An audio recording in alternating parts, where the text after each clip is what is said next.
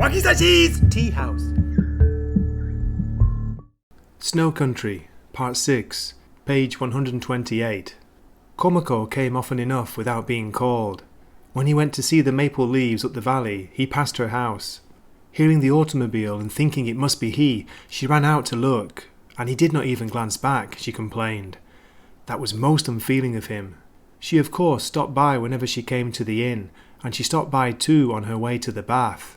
When she was to go to a party, she came an hour or so early and waited in his room for the maid to call her. Often she would slip away from a party for a few minutes. After retouching her face in the mirror, she would stand up to leave. Back to work, I'm all business, business. She was in the habit of forgetting something she'd brought with her, a cloak perhaps, or the cover to a Shimamura Plectrum. Last night when I got home, there was no hot water for tea. I hunted through the kitchen and found the leftovers from breakfast. Cold! They didn't call me this morning. When I woke up it was already 10:30. I meant to come see you at 7, but it was no good. Such were the things she talked of. Or she told him of the inn she'd gone to first, and the next, and the next, and the parties she'd been to at each. I'll come again later. She had a glass of water before she left. Or maybe I won't. 30 guests and only 3 of us. I'll be much too busy. But almost immediately she was back. It's hard work. 30 of them and only 3 of us. And the other 2 are the very oldest and the very youngest in town. And that leaves all the hard work for me. Stingy people. A travel club of some sort, I suppose. With 30 guests, you need at least 6 geisha. I'll go and have a drink and pick a fight with them. So it was every day. Komako must have wanted to crawl away and hide at the thought of where it was leading. But that indefinable air of loneliness only made her the more seductive. The floor always creaks when I come down the hall. I walk very softly, but they hear me just the same. Off to the camellia room again, Komako, they say as I go by the kitchen. I never thought I'd have to worry so about my reputation. The town's really too small. Everyone has heard about us, of course. That will never do. You begin to have a bad name and you're ruined in a little place like this. She looked up and smiled. It makes no difference. My kind can find work anywhere. That straightforward manner, so replete with direct, immediate feeling, was quite foreign to Shimamura, the idler who had inherited his money. It will be the same wherever I go, there's nothing to be upset about. But he caught an echo of the woman underneath the surface nonchalance. And I can't complain. After all, only women are able really to love. She flushed a little and looked at the floor. Her kimono stood out from her neck, and her back and shoulders were like a white fan spread under it. There was something sad about the full flesh under the white powder. It suggested a woolen cloth, and again it suggested the pelt of some animal. In the world as it is, he murmured, chilled at the sterility of the words even as he spoke. But Komako only replied, as it always has been. She raised her head and added absent-mindedly, You didn't know that? The red underkimono clinging to her skin disappeared as she looked up. Shimamura was translating Valerie and Elaine and French treatises on the dance from the golden age of the Russian ballet. He meant to bring them out in a small luxury edition at his own expense. The book would, in all likelihood, contribute nothing to the Japanese dancing world. One could nonetheless say, if pressed, that it would bring aid and comfort to Shimamura. He pampered himself with the somewhat whimsical pleasure of sneering at himself through his work, and it may well have been from such a pleasure that his sad little dream world sprang. Off on a trip, he saw no need to hurry himself. He spent much of his time watching insects in their death agonies.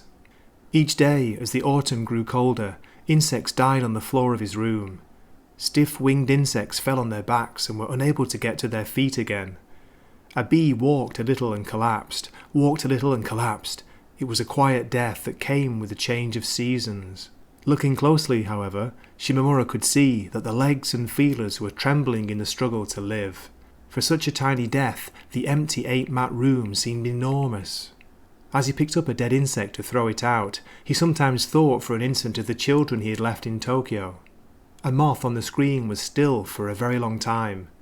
It too was dead, and it fell to the earth like a dead leaf. Occasionally, a moth fell from the wall. Taking it up in his hand, Shimamura would wonder how to account for such beauty. The screens were removed, and the singing of the insects was more subdued and lonely day by day. The russet deepened on the border range. In the evening sun, the mountains lighted up sharply, like a rather chilly stone. The inn was filled with maple-viewing guests. "I don't think I'll come again tonight. Some people from the village are having a party." Komako left, and presently he heard a drum in the large banquet room and strident women's voices. At the very height of the festivities, he was startled by a clear voice almost at his elbow. "May I come in?" It was Yoko. "Komako asked me to bring this." She thrust her hand out like a postman. Then, remembering her manners, she knelt down awkwardly before him. Shimamura opened the knotted bit of paper and Yoko was gone. He had not had time to speak to her. "Having a fine noisy time, and drinking." That was the whole of the message, written in a drunken hand on a paper napkin. Not 10 minutes later, Komako staggered in. "Did she bring something to you?" "She did." "Oh?" Komako cocked an eye at him in wonderfully high spirits. "I do feel good. I said I'd go order more sake, and I ran away. The porter caught me, but sake is wonderful. I don't care a bit if the floor creaks. I don't care if they scold me. As soon as I come here, I start feeling drunk. Damn, well, back to work." "You're rosy down to the tips of your fingers." "Business is waiting. Business, business." "Did she say anything?" "Terribly jealous. Do you know how jealous?" "Who?" "Someone will be murdered one of these days." "She's working here?" "She brings sake and then stands there staring in at us with her eyes flashing. I suppose you like her sort of eyes." "She probably thinks you're a disgrace." "That's why I gave her a note to bring to you. I want water. Give me water. Who's a disgrace? Try seducing her too before you answer my question. Am I drunk?" She peered into the mirror, bracing both hands against the stand. A moment later, kicking aside the long skirts, she swept from the room. The party was over. The inn was soon quiet, and Shimamura could hear a distant clatter of dishes. Komako must have been taken off by a guest to a second party, he concluded. But just then, Yoko came in with another bit of paper. "Decided not to go to Sampukan. Go from here to the plum room. May stop by on way home. Good night." Shimamura smiled wryly, a little uncomfortable before Yoko. "Thank you very much. You've come to help here." She darted a glance at him with those beautiful eyes, so bright that he felt impaled on them. His discomfort was growing. The girl left a deep impression each time he saw her, and now she was sitting before him, a strange uneasiness swept over him. Her too serious manner made her seem always at the very centre of some remarkable occurrence. "They're keeping you busy, I suppose?" "But there's very little I can do." "It's strange how often I see you. The first time was when you were bringing that man home. You talked to the station master about your brother. Do you remember?" "Yes." "They say you sing in the bath before you go to bed." "Really? They accuse me of having such bad manners." The voice was astonishingly beautiful.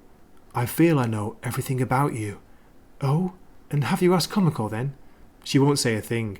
She seems to dislike talking about you." "I see." Yoko turned quickly away. "Komako is a fine person, but she's not been lucky. Be good to her." She spoke rapidly, and her voice trembled very slightly on the last words. "But there's nothing I can do for her." It seemed that the girl's whole body must soon be trembling.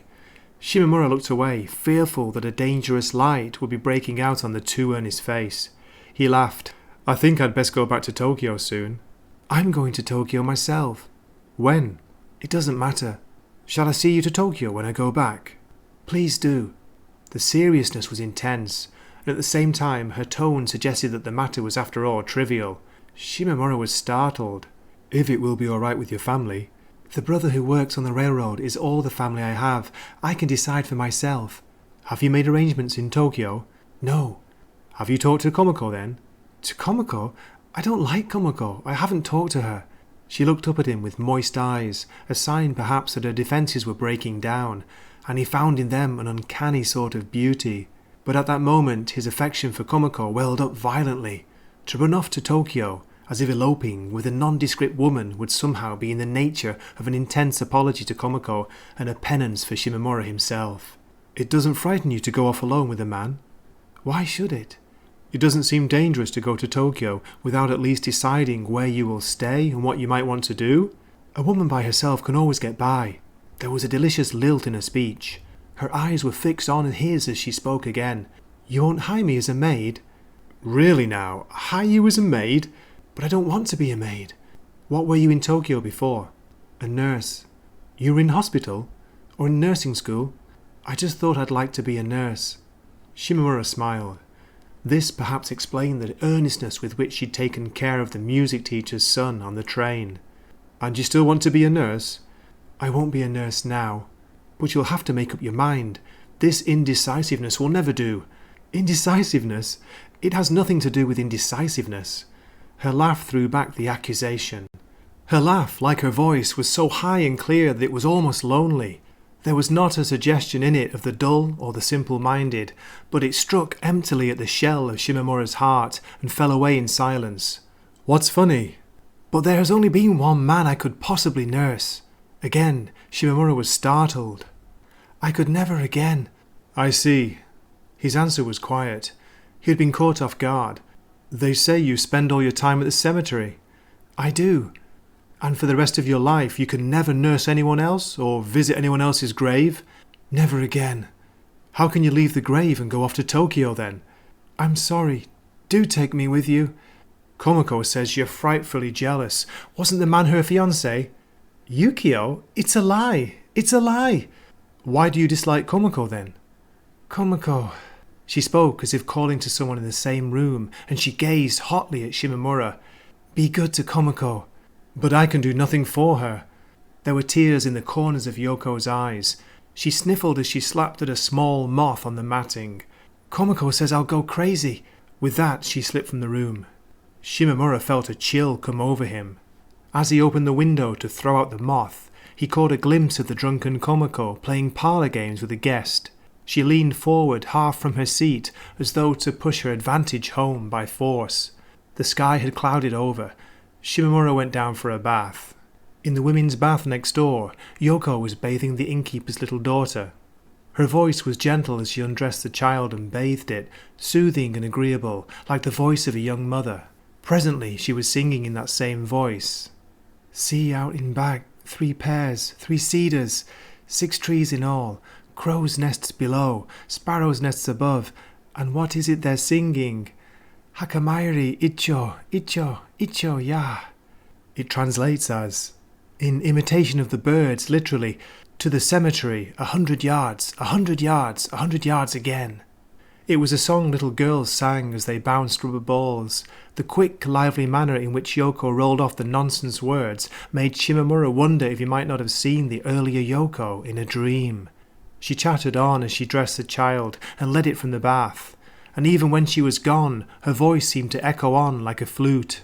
On the worn floor of the hallway, polished to a dark glow, a geisha had left behind a shamisen box, the very embodiment of quiet in the late autumn night. As Shimamura was looking for the owner's name, Komako came out from the direction of the clattering dishes. What are you looking at? Is she staying the night? Who? Oh, her! Don't be foolish. You think we carry these with us wherever we go, do you?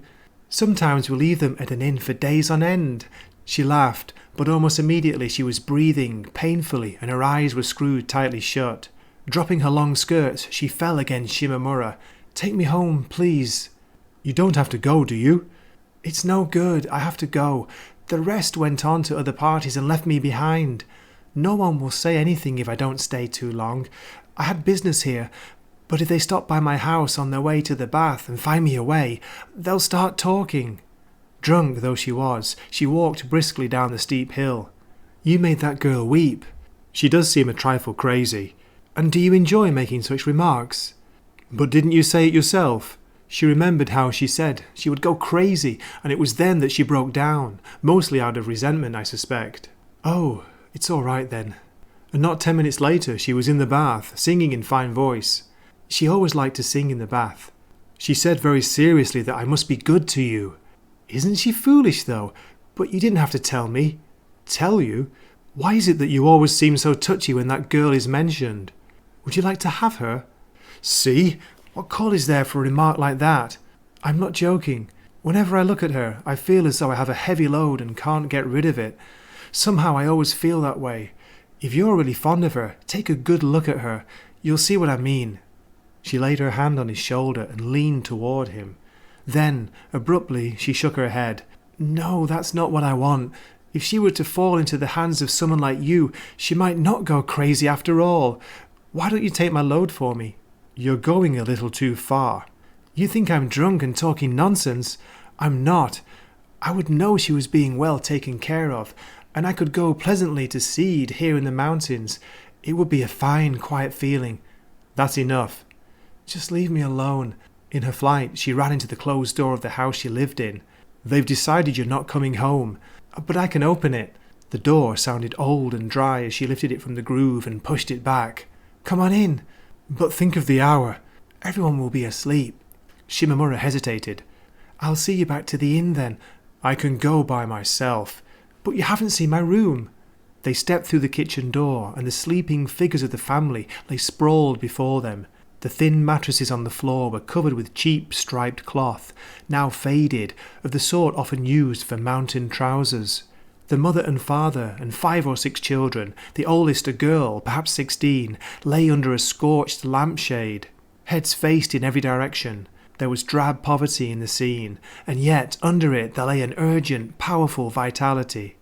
As if thrown back by the warm breath of all the sleepers, Shimamura started toward the door. Komako noisily closed it in his face, however, and went in through the kitchen. She made no attempt to soften her footsteps. Shimamura followed stealthily past the children's pillows, a strange thrill rising in his chest. Wait here. I'll turn on the light upstairs. It's all right. Shimamura climbed the stairs in the dark. As he looked back, he saw the candy shop beyond the homely sleeping faces. The matting was worn in the 4 rustic rooms on the 2nd floor. It's a little large, I have to admit, for just one person. The partitions between the rooms had been taken down, and Komako's bedding lay small and solitary inside the sliding doors, the paper panels yellowed with age that separated the rooms from the skirting corridor. Old furniture and tools, evidently the property of the family she lived with, were piled in the far room. Party kimonos hung from pegs along the wall. The whole suggested a fox's or badger's lair to Shimamura. Komako sat down solidly in the slightly raised alcove and offered him the only cushion. Bright red, she peered into the mirror. Am I really so drunk? She fumbled through the top drawer of the dresser. Here, my diary. As long as this, is it? She took up a small figured paper box filled to the top with assorted cigarettes. I push them up my sleeve or inside my obi when a guest gives them to me, and some of them are a little smashed. They're clean though. I make up for wrinkles by having every variety to offer. She stirred up the contents to demonstrate that he could have his choice. But I don't have a match. I don't need matches now that I've stopped smoking. It's all right. How is the sewing? I tried to work at it, but the guests for the maple leaves keep me busy. She turned to put away the sewing that lay in front of the dresser. The fine-grained chest of drawers and the expensive vermilion-lacquered sewing box, relics perhaps of her years in Tokyo, were as they had been in the attic that so resembled an old paper box, but they seemed sadly out of place in these dilapidated 2nd-floor rooms. A thin string ran from Komako's pillow to the ceiling. I turn the light out with this when I'm reading. She tugged at the string, gentle and subdued, the proper housewife again. She was not quite able, even so, to hide her discomposure. Lonely as the fox's lady out at night, aren't you? I really am. And do you mean to live here 4 years? But it's going on a year already. It won't be long. Shimamura was nervous. He thought he could hear the breathing of the family below, and he had run out of things to talk about. He stood up to leave. Komako slid the door half shut behind him. She glanced up at the sky. It's beginning to look like snow, the end of the maple leaves. She recited a line of poetry as she stepped outside. Here in our mountains, the snow falls even on the maple leaves. Well, good night. Wait, I'll see you back to the hotel, as far as the door, no farther. But she followed him inside. Go on to bed. She slipped away, and a few minutes later she was back, with 2 glasses filled to the brim with sake. Drink, she ordered as she stepped into the room. We're going to have a drink. But aren't they asleep? Where did you find it? I know where they keep it. She had quite obviously had herself a drink as she poured from the vat. The earlier drunkenness had come back. With narrowed eyes, she watched the sake spill over on her hand. It's no fun, though, swallowing the stuff down in the dark. Shimamura drank meekly from the cup that was thrust at him. It was not usual for him to get drunk on so little, but perhaps he was chilled from the walk. He began to feel sick. His head was whirling, and he could almost see himself going pale. He closed his eyes and fell back on the quilt. Komako put her arms around him in alarm, A childlike feeling of security came to him from the warmth of her body. She seemed ill at ease, like a young woman, still childless, who takes a baby up in her arms. She raised her head and looked down, as at the sleeping child. "You're a good girl." "Why? Why am I good? What's good about me?" "You're a good girl." "Don't tease me. It's wrong of you." She looked aside, and she spoke in broken phrases like little blows as she rocked him back and forth. She laughed softly to herself. "I'm not good at all. It's not easy having you here. You'd best go home. Each time I come to see you, I want to put on a new kimono, and now I have none left. This one is borrowed. So you see, I'm not really good at all." Shimamura did not answer. "And what do you find good in me?" Her voice was a little husky. "The first day I met you, I thought I'd never seen anyone I disliked more. People just don't say the sort of things you said. I hated you." Shimamura nodded. "Oh? You understand then why I've not mentioned it before? When a woman has to say these things, she has gone as far as she can, you know." "But it's all right." "Is it?" They were silent for some moments. Komako seemed to be looking back on herself, and the awareness of a woman's being alive came to Shimamura in a warmth. "You're a good woman." "How am I good?" "A good woman." What an odd person. Her face was hidden from him as though she were rubbing her jaw against an itching shoulder. Then, suddenly, Shimamura had no idea why, she raised herself angrily to an elbow. "A good woman? What do you mean by that? What do you mean?" He only stared at her. "Admit it, that's why you came to see me. You were laughing at me. You were laughing at me after all." She glared at him, scarlet with anger. Her shoulders were shaking, but the flush receded as quickly as it had come, and tears were falling over her blanched face. "I hate you! How I hate you!" She rolled out of bed and sat with her back to him. Shimamura felt a stabbing in his chest as he saw what the mistake had been. He lay silent, his eyes closed. "It makes me very sad," she murmured to herself. Her head was on her knees and her body was bent into a tight ball. When she had wept herself out, she sat jabbing at the floor mat with a silver hair ornament. Presently she slipped from the room. Shimamura could not bring himself to follow her. She had reason to feel hurt. But soon she was back, her bare feet quiet in the corridor. "Are you going for a bath?" she called from outside the door. It was a high, thin little voice. "If you want." "I'm sorry, I've reconsidered." She showed no sign of coming in. Shimamura picked up his towel and stepped into the hall. She walked ahead of him with her eyes on the floor like a criminal being led away. As the bath warmed her, however, she became strangely gay and winsome, and sleep was out of the question. The next morning, Shimamura awoke to a voice reciting a no play. He lay for a time listening. Komako turned and smiled from the mirror.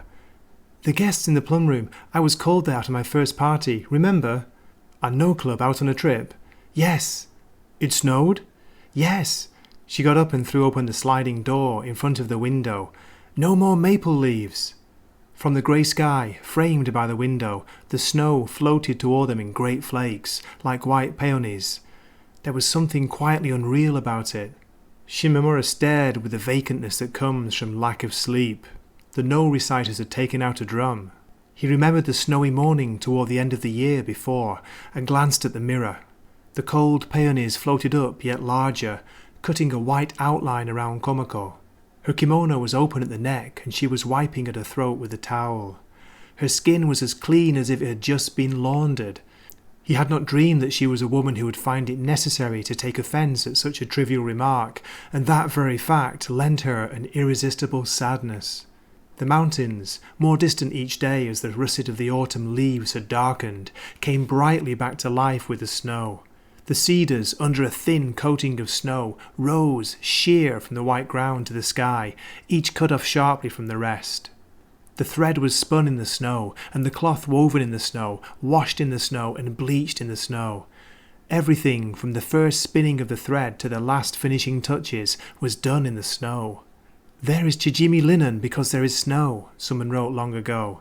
"Snow is the mother of chijimi." The chijimi grass linen of the snow country was the handwork of the mountain maiden through the long snow-bound winters.